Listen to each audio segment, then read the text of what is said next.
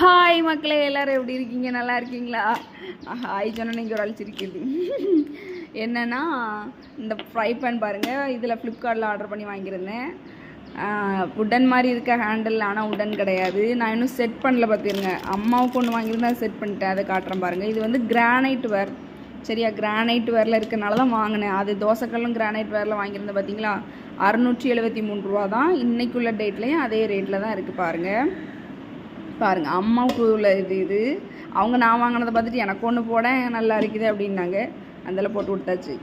சூப்பராக இருக்குது. எனக்கு இந்த நேச்சுரலான இதில் எப்படி ஜாடி மண் இதிலெல்லாம் நம்ம சமைக்கிறது பிடிக்குமோ, அதே மாதிரி எனக்கு இந்த கிரானைட் வேறு, அப்புறம் இரும்புக்கல் அதெல்லாம் பிடிக்கும்.